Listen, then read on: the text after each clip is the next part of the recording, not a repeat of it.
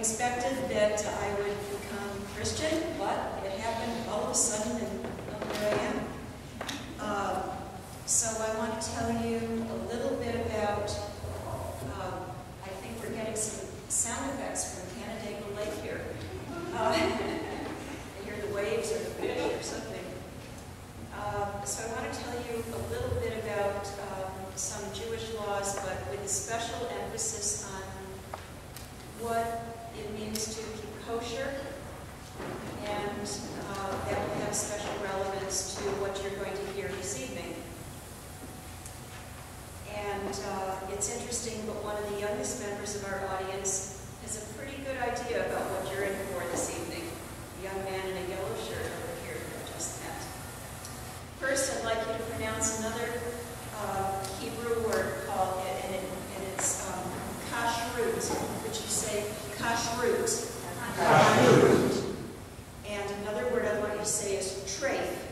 Treif. Okay, kashrut means kosher. Treif means something that is not kosher. And actually, one time I remember I was visiting a relative in Pennsylvania, and we went to visit friends of hers, and the pet dog of the family would sit up, and if they placed a little dog biscuit on this dog, if they said kashrut, the dog would kind of flip his nose and eat it, and if they said treif, it would just stay there with it on its nose. The family kept kosher, and the dog too.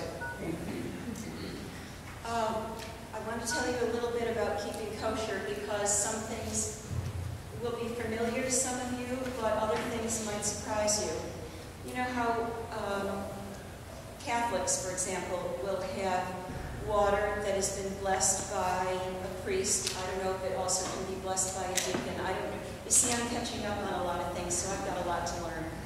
But food does not become kosher because it is blessed.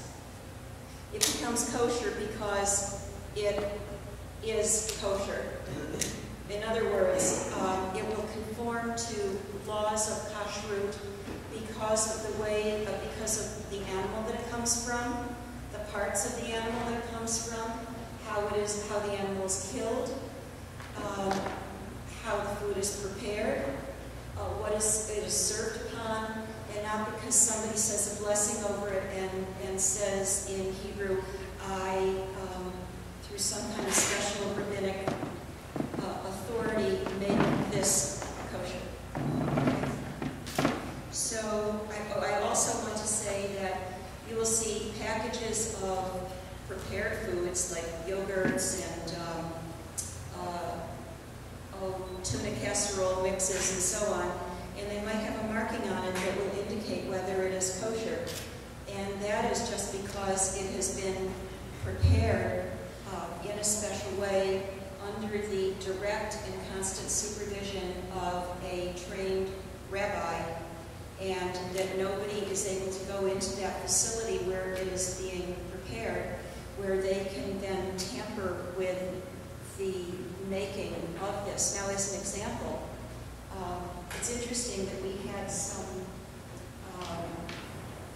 religious Jewish friends that visited us a few years ago, and we were going to go visit some wineries, and I think it was maybe when they were visiting that we were looking at the wineries to visit, that we found out that Manischewitz wine was made right in Naples, New York, the wine that we and they had had for years and years, especially, not only, but especially at Passover. And so we and they were quite surprised, and when we had a tour of the winery, we went to the special part of the winery to see about the Manischewitz area and got to see how they keep it very specially, how they used to keep it because they don't have it down here anymore. It was Widmer's, I believe.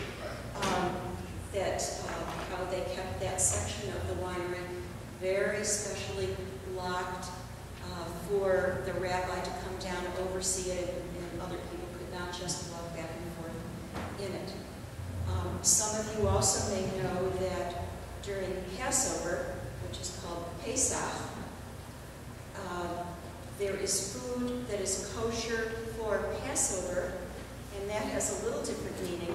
What it is that along with being kosher in all the other ways, it is marked especially kosher for Passover because it does not contain anything, any kind of leavening ingredients such as yeast or cornstarch, so that those foods would be marked as especially appropriate and okay, especially, as we would say, kosher for, it's kosher for Passover. So that is a different meaning for when something is kosher, when it's kosher for Passover. I want to give you a little bit more of an idea. This is not a complete overview of what the kosher laws are, because you can each go home and spend a couple of hours reading through this, and I can give you some examples, or for someone that doesn't have a computer, see me and I'd be glad to get you specific information. Let me give you a few examples. For example, some of the main dishes, like the meat, poultry, fish, and so on, you can eat beef and chicken and lamb, but you cannot eat pork, which means ham, pork chops, bacon, etc. Whereas you can eat fish, you can't eat shellfish. So you can have tilapia and salmon, etc., but you can't have shrimp and crab meat. You also cannot have meat with milk. You can't have meat with dairy. The reason is that you cannot have an animal along with its mother's milk. So, here are some of the things that you can't have, but you don't want to think of it as you can't do this, you can't do that, you can't have this, you can't have that, because that's the wrong way to look at it. But when I give you some examples now, it just gives you an idea of some of the sacrifices that someone who is a religious Jew will go through for their Lord, for our Lord. For example, you wouldn't have cream chicken or cheeseburgers.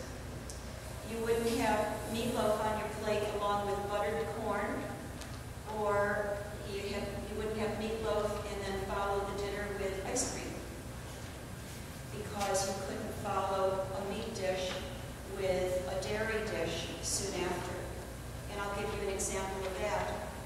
In my first pregnancy, I was actually going to Israel on El Al and eating, everything in sight as women when we're pregnant do. So I had my meat meal that was served, and I just thought, well, I think I'm ready to maybe get a little carton of milk. And quickly found out, oh no, I'm not going to be served a little carton of milk, because it has to be so many hours before I can be served milk, because after all, it's halal. So I had to wait a certain number of hours before I could have milk after a meat meal. Now, people who keep kosher are very good and clever with this, because you can find all kinds of things that are substitutes for dairy, such as, I think it's like dairy-rich and other kinds of whipped toppings and soy products and so on. So it's not as bad as it might sound to people that think that this could be quite, more of a sacrifice than they could stand. Another thing is that the way an animal is killed is a very special way. So there are more, I want to say humane ways, but it sounds sort of odd to say humane for how you kill an animal, but kinder ways for killing animals who are going to be killed for human consumption that would be less painful for the animals. And they would not just be killed by anybody, but they are killed by a kosher butcher. Now, I do want to share with you a little story. When I went to Israel, the rabbi who had married my his wife were there, and they went to a little part of Jerusalem called Mea Shearim.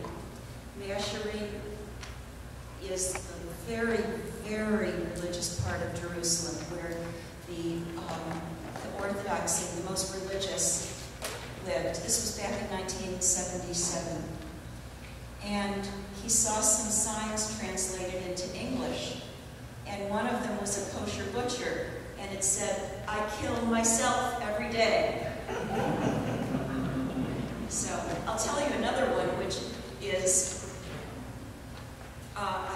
it was just a little funny translation, but the relevance to what we're talking about this week with pro-life and all the related issues.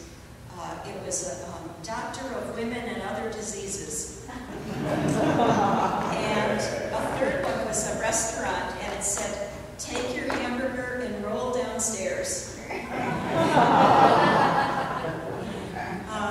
But at any rate, so the animals need to be killed by a kosher butcher, and the kosher butcher has to drain all of the blood from the animal so that you don't eat an animal either with milk or in its mother's milk, so to speak, and you also don't eat it in its own blood,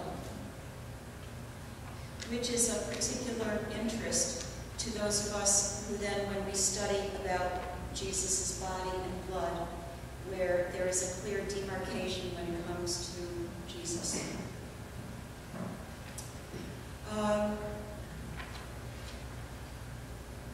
I remember one time, how can I put this? People who keep kosher, through the years, I felt like I was seeing a continuum of people in their keeping kosher, from here to here. I guess my first experience growing up in a conservative Jewish household, now it doesn't mean like politically conservative. In this country, we have Reformed, which is the most liberal branch, conservative, which is in the middle, and Orthodox, which is the very, very observant group. We grew up as conservative Jews. Our prayer books were basically half Hebrew, half English, and we observed a lot, but we didn't follow all the laws and so on. So I was a little girl. I was probably about 4 or 5 years old. My mother took me to a nearby town where my grandparents lived. My mother and my grandmother and I went out to lunch, and I guess I was old enough to read. Maybe I was 6 or something. And I looked at the menu and I thought, oh, this looks interesting. So I ordered pork chops. And I got a swift kick under the table from my mother. That was a first. I didn't know anything of what that was about, except I figured, I think I have to order something different. And it was explained to me later what that was all about. So that was my first introduction to kashrut. I also remember one time being in someone's house and being told that that this person would drink milk from other people's homes who kept kosher, but they knew someone who would not drink milk unless that person knew the cow from which the milk came. And as I think about it now, I think it's so that that person would know, I think it's that it didn't come from a pig, is my guess. Now, I want to give you a flavor for what this means. Again, I mentioned that I had seen a great range. I know people who would keep kosher at home, but maybe not when they're out. Or people would keep kosher to different degrees. But with the Orthodox Jews, pretty much they try to keep very, very kosher. And I lived down the street from some of the Chabad Jews in Rochester, and they're Orthodox. And one day we took over flowers to them. And it was, I think, during Shabbat, during the Sabbath, and they remarked that they could bring flowers into their house before Shabbat and after Shabbat, but not during Shabbat, because you can't work on Shabbat. And an example of work is bringing in something like flowers. Another example of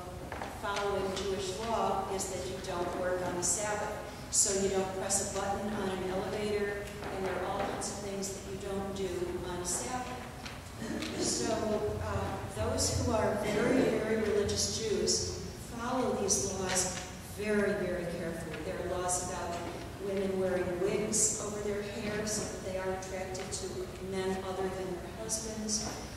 There are many, many laws. And what I've come to understand through studying, and I could be wrong about this, but this is what I think it's been about, is that God has wanted to take the Jewish people and He has wanted them to learn obedience and love.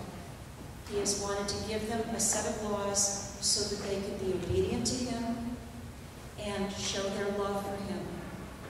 And He has expected that obedience of them.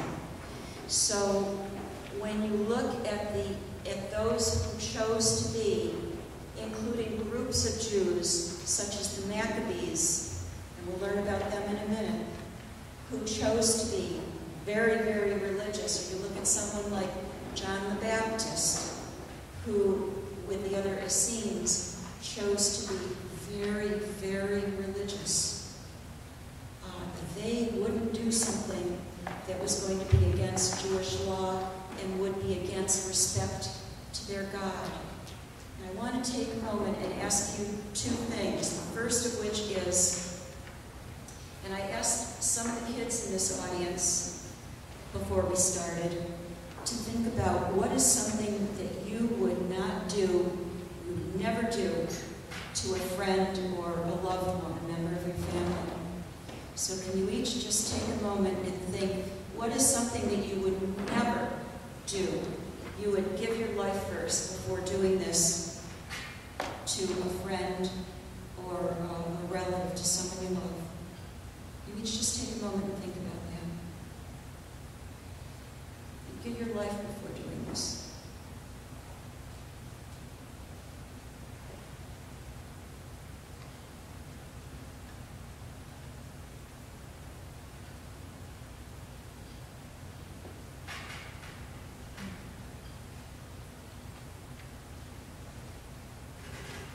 Answers that I got from a couple of the younger kids were gay marriage.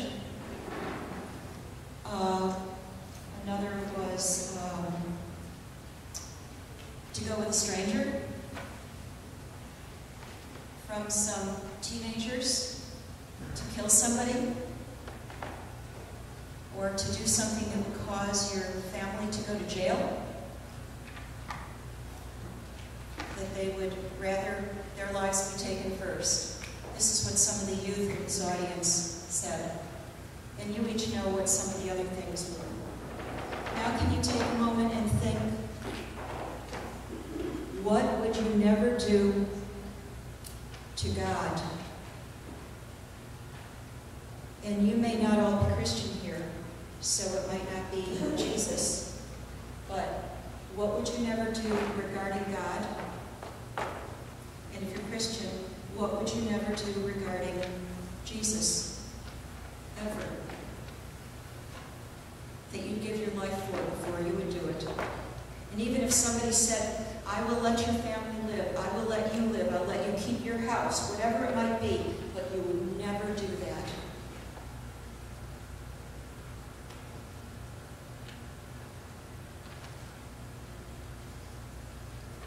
Is it paying money to an abortion facility? Is it walking down Main Street in your underwear?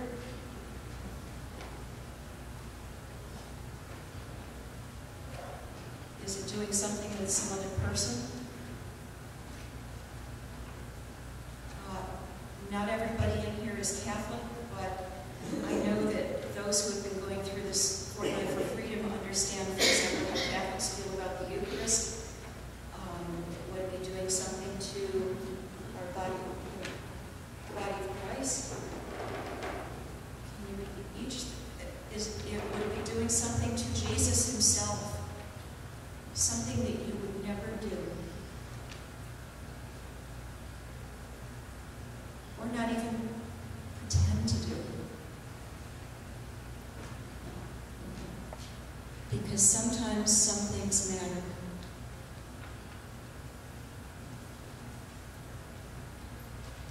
And to some people, these laws, such as each of the laws of the kashrut, mattered that much.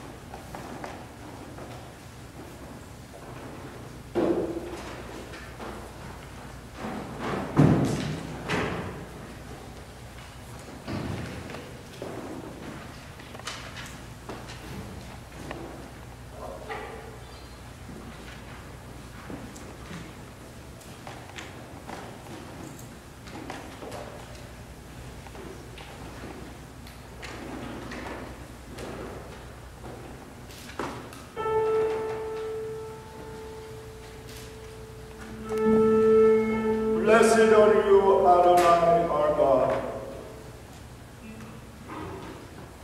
ruler of the universe, who has chosen good prophets and was pleased with their words that were uttered with truth. Blessed are you, Adonai, who chooses the Torah, and Moses, God's servant, and Israel, God's people, and the prophets of truth and righteousness.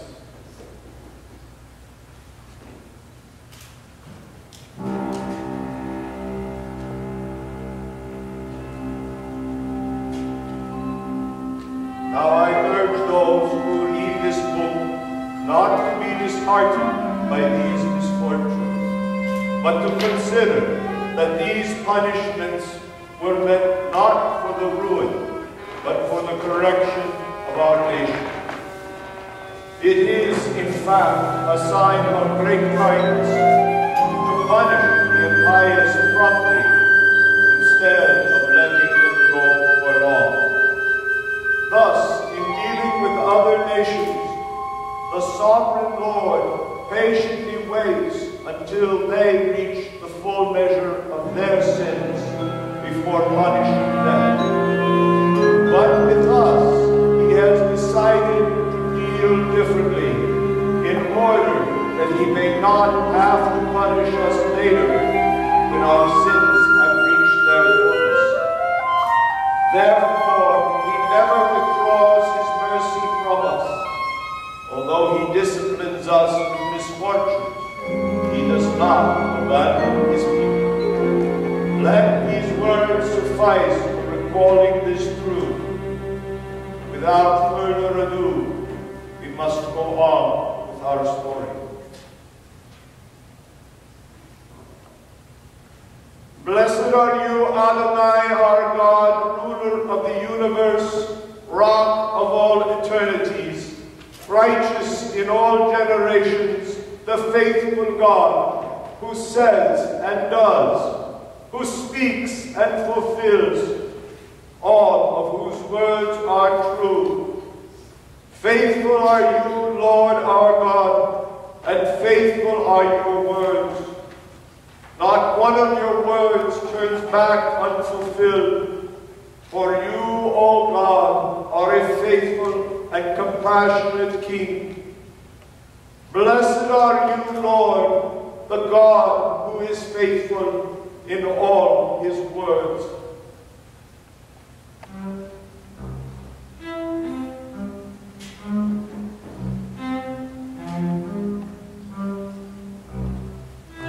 I am Eleazar, son of... No, that does not matter here. My name is Eleazar, a son of the Torah. Eleazar ben Torah. My father is ben Torah.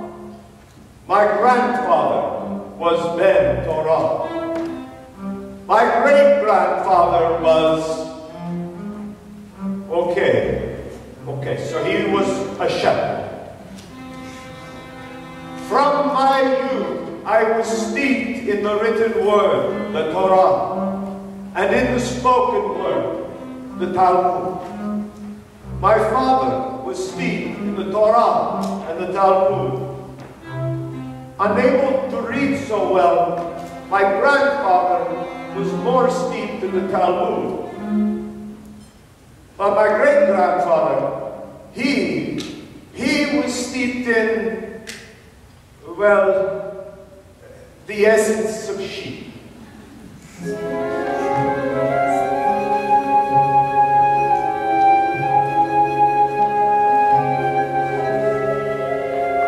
My son, to my words be attentive, to my sayings incline your ear.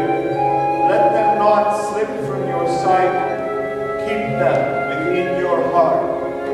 For they are life to those who find them, bringing health to one's whole being.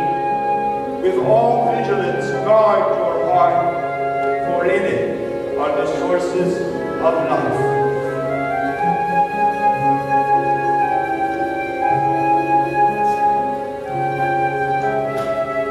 What do you think of when you think of a scribe? Yes, we copy the Torah, the quill feather from a ceremonially clean bird, the special ink made from plants alone and used only for that purpose, the carefully prepared animal skins that serve as what would you say, parchment, yes, parchment, and as the cover that will always protect them, even when it is stored away in a Eleazar, lest it fall into some unclean state of decay. Yes, we do say each word as we write it. And of course, we must bathe ourselves and carefully clean the quill each time before we write the Lord's holy name. How else would you even think of writing the Lord's holy word? Nothing unholy, nothing unclean, nothing profane can come from the Lord. How could we ever present anything unholy, anything unclean to the Lord? How else could we ever present the Lord?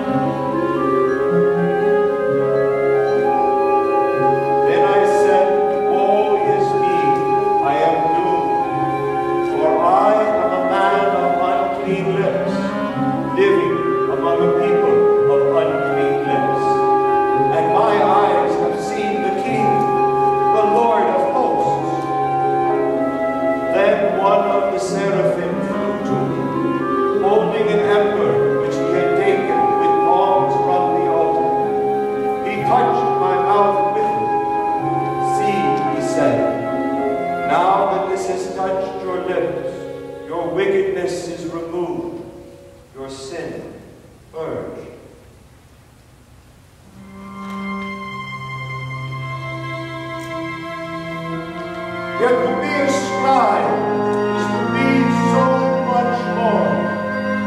The Lord's chosen people look to you for instruction in the Lord's words, for insight into the Lord's ways, from wisdom from on high. The Lord's chosen people look to you for justice, from the orphan and the widow with no means of supporting herself, from the worker not paid his daily wage at the end of the day, to the owner of the vineyard, who, after renting his vineyard to tenants, receives no recompense, no first fruits, none of his share of the harvest. Why, the Lord's people even entreat financial matters. You are respected. You are sought out for your opinion, for your trusted understanding of the Lord's holy word. You are invited to so many weddings. You are offered seats at only the best tables. And some would try to give you gifts, expensive, and shall we say, tempting gifts. Gifts that might give one cause to reconsider the years of instruction, the depth of devotion, the holiness of the Lord, and to, Lord forbid, purposely err in judgment.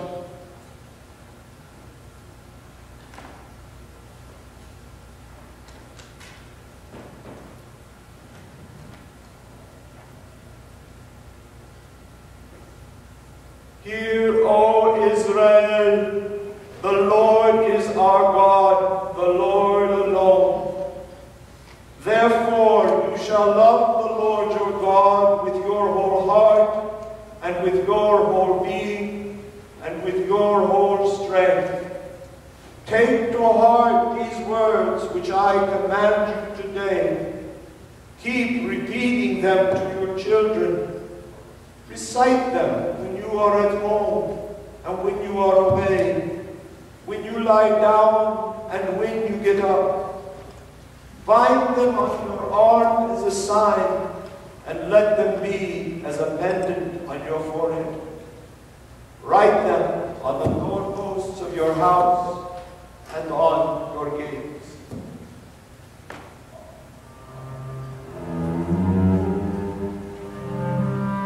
As a scribe, the Lord's words are written on the doorposts of your house.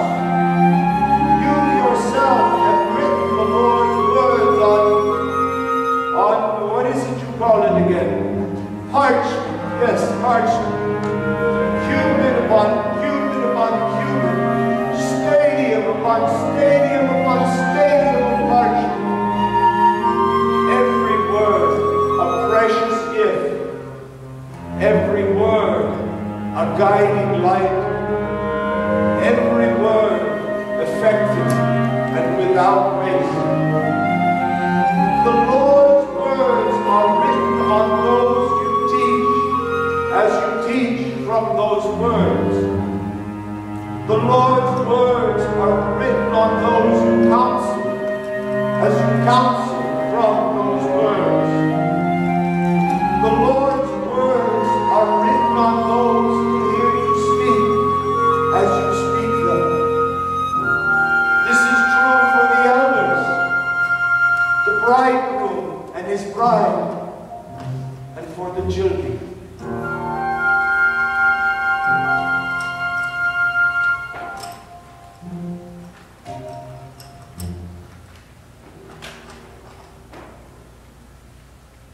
When your children ask you, "What do these stones mean to you?" you shall answer them, "These stones are to serve as a perpetual memorial to the Israelites. They are there to this day."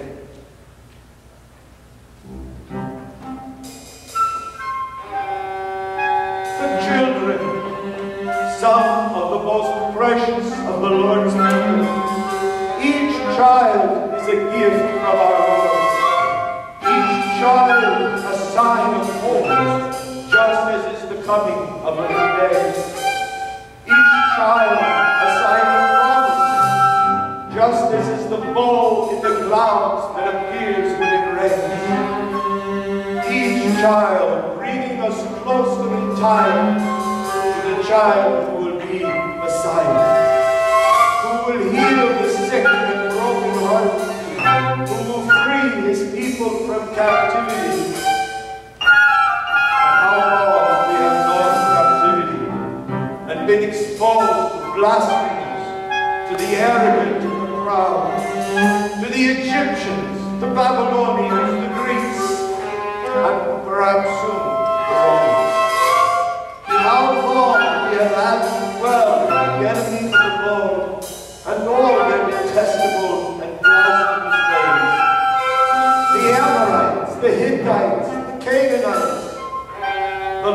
Lord is always with his people, never forgetting his covenants, even as they turn away from him, holding us in the very palms of his hands.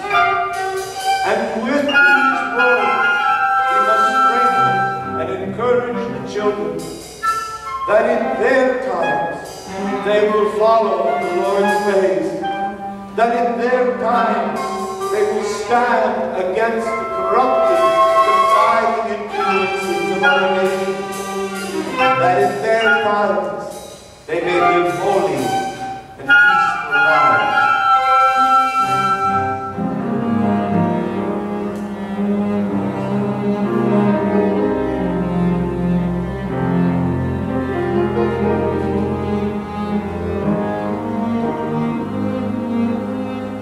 Ask now of the days of old, before your time, ever since God created humankind upon the earth. Ask from one end of the sky to the other. Did anything so great ever happen before? Was it ever heard of? Did a people ever hear the voice of God speaking from the midst of fire as you did and live? Or did any God let you go and take a nation for himself from the midst of another nation, by testings, by signs, and by wonders, by war, the strong hand and outstretched arm, and by great terrors, all of which the Lord your God did for you in Egypt before your very eyes? This is why you must now acknowledge and fix in your heart that the Lord is God in the heavens above and on earth below, and that there is no other. You must keep his statutes and commandments, which I command you today, that you and your children after you may prosper, and that you may live long life on the land which the Lord your God is giving you forever.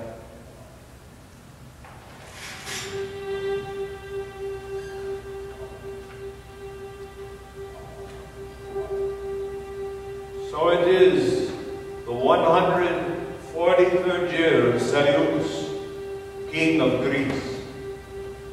The Greeks are desperate to hold on to the land they have conquered. But the Romans are growing in strength and someday may supplant them. And not that we should underestimate the seemingly eternal Egyptians. Our having been freed from them by our Lord through signs and miracles and wonders chastened them, but only for a time, it seems. Our borders are constantly transgressed. Our ways are constantly challenged. Our temple suffers the desolation of abomination time and time again. The Greeks would force their heathen and unlawful ways upon us. Their eating of pork and shellfish. Their treating men as gods.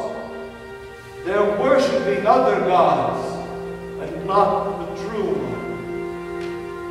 And many of the Lord's chosen people have fallen away, have followed the unlawful Greek ways, have chosen not the way of life, but the way of death.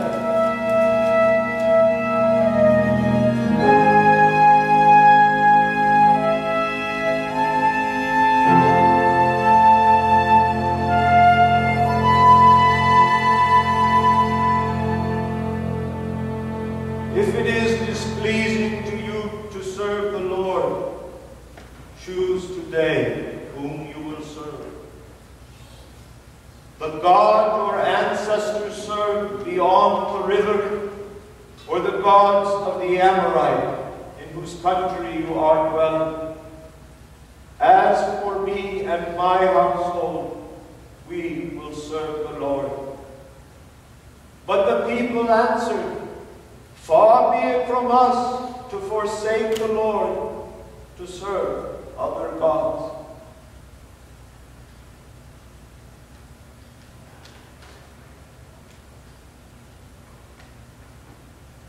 A scribe is one more thing, and this is the most important thing. A scribe is a witness for the Lord, a witness to the Lord's greatness and mercy and long-suffering, a witness to the Lord's word. As a witness, one's life is constantly scrutinized, constantly measured, constantly plumbed to see if it is true. Yes, we are seated in the high places, and there we are watched by all the peoples, the Lord's chosen and the heathen, the hosts and the other guests. Yes, we address kings, and there we are watched by all the king's servants, by all the king's courtiers, by even the king himself. And they all ask, is this scribe all he claims to be? Or is he just as much a charlatan, a thief, and a blind guy as all of those others who claim to be scribes and even rabbis?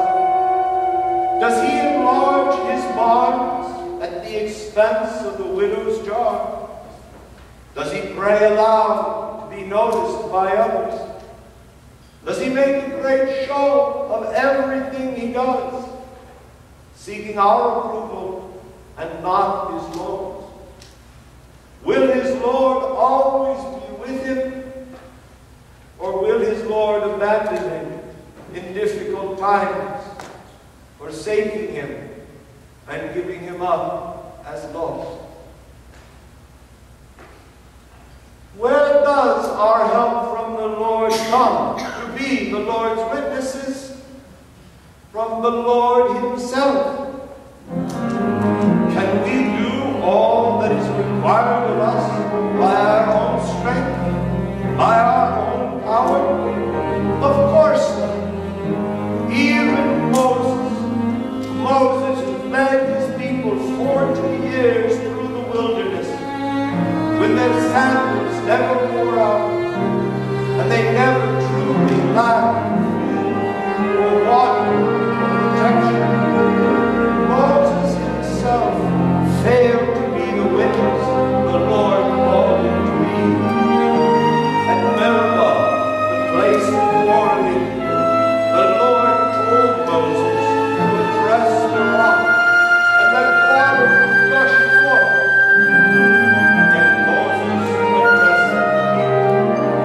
Belittling them and speaking harshly to them. And he struck the rock, and not once but twice. Moses failed as a witness himself, and so was not allowed to even step foot in the promised land, the place he so longed for, the place he could see, the place he came so near to, but was never able to enter. Yes, above all else, a scribe is a witness.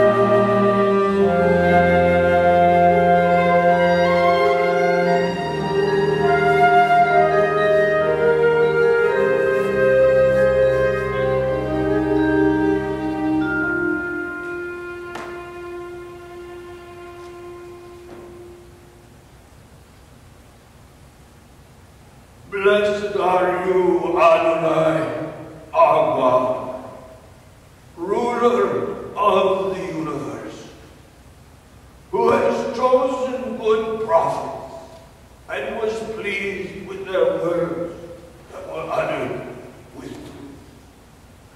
Blessed are you, Adonai, who chooses the Torah, and Moses, God's servant, and Israel, God's people, and the prophets of truth and righteousness.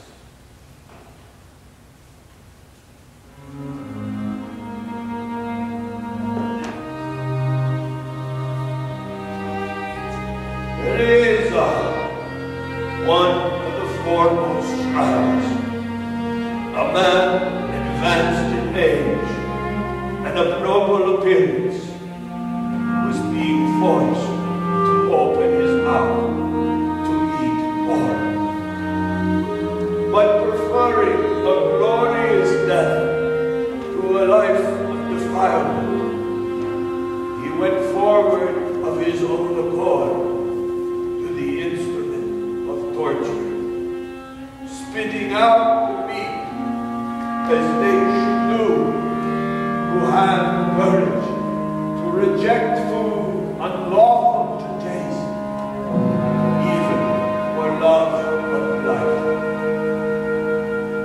Those in charge of that unlawful sacrifice took the man aside because of their long acquaintance with him, and privately urged him to bring his own provisions that he could legitimately eat, and only pretend to eat the sacrificial meat prescribed by the king.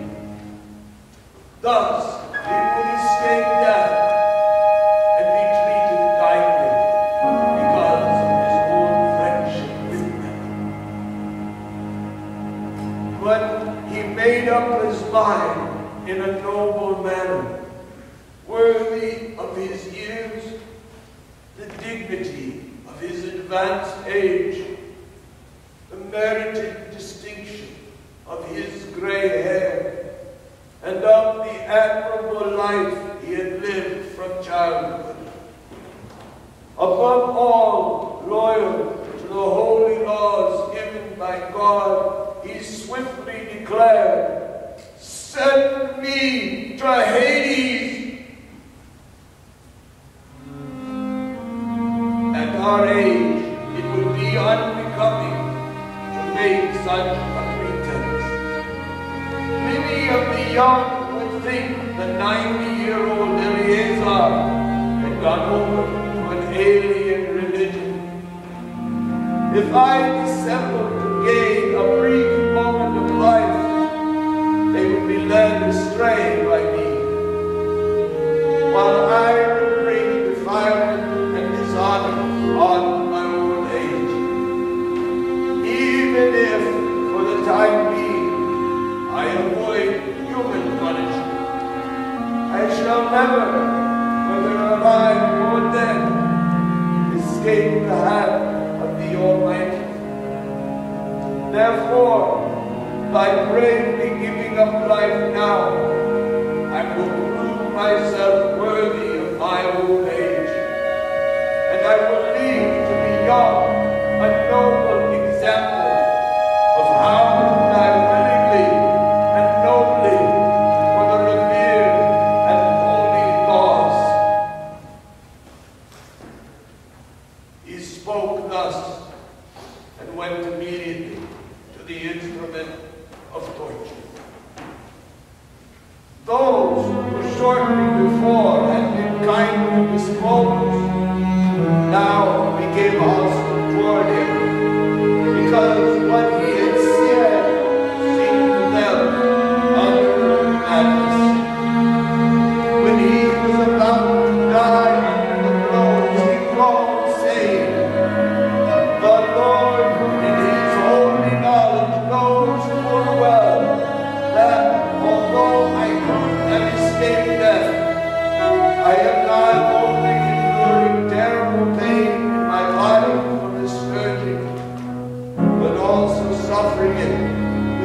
joy in my soul because of my devotion to him.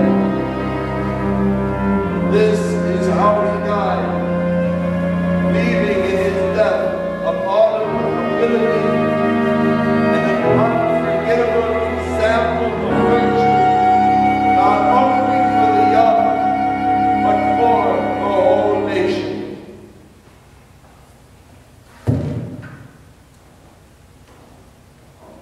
Blessed are you, Adonai, our Lord, our God, ruler of the universe, rock of all eternities, righteous in all generations, the faithful God who says and does, who speaks and fulfills, all of whose words are true.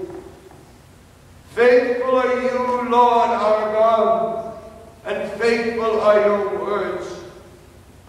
Not one of your words turns back unfulfilled. For you, O God, are a faithful and compassionate King. Blessed are you, the Lord, the God who is faithful in all his words.